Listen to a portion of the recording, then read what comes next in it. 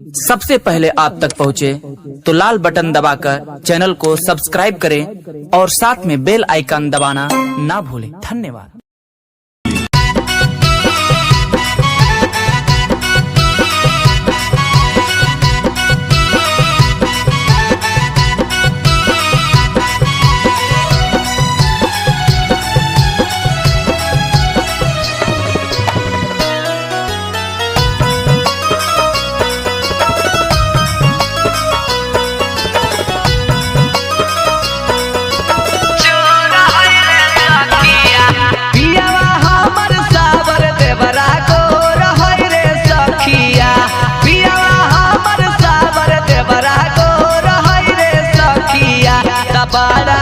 भैसुरवा चोली चोर है रे सखिया, तबरा का भैसुरवा चोली चोर है रे सखिया।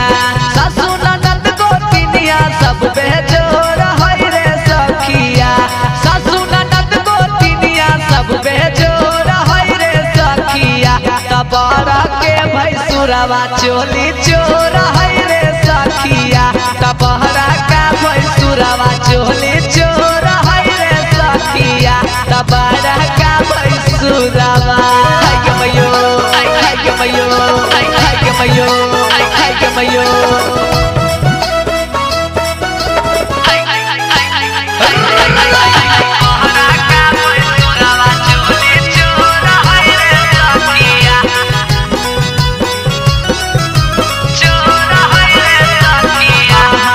जाई जब नहावे कल पर खिड़की से झाके, चोली के साइज हमारा इंच टेप से नापे। जाई जब नहावे कल पर खिड़की से झाके, चोली के साइज हमारा इंच टेप से नापे। कुछ नहीं बोलाई पियावा कम जोर है रे सखिया, कुछ नहीं बोलाई पियावा कम जोर है रे सखिया। तबरा का भैसुरवा चोली चोर है रे सखिया, तबरा का भैसुरवा चोली चोर है रे सखिया। तबरा का भैसुरवा माई रे माई माई रे माई माई रे माई माई रे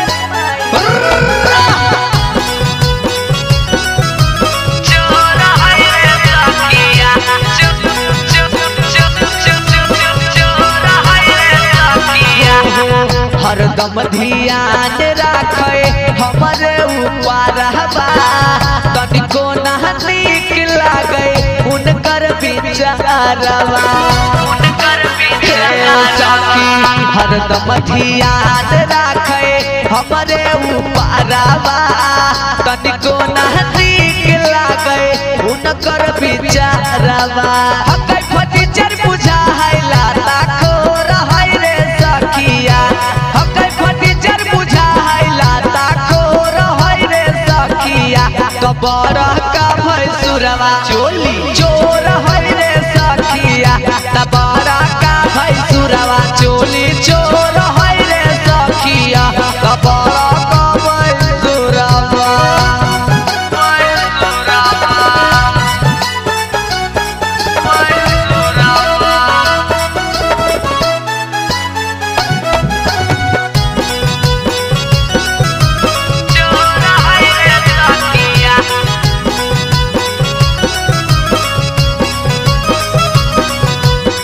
सजती थालेस के करो करना ले हाजरे। यह बतिया सुन के सखिया लगे बड़ी लाज रे, सखी हो रूपेश विकास के करो करना ले हाजरे। यह बतिया सुन के सखिया लगे बड़ी लाज रे। अगुआ फसल गए आखी से गिरत लोर है रे सखिया, अगुआ फसल गए आखी से गिरत लोर है रे सखिया।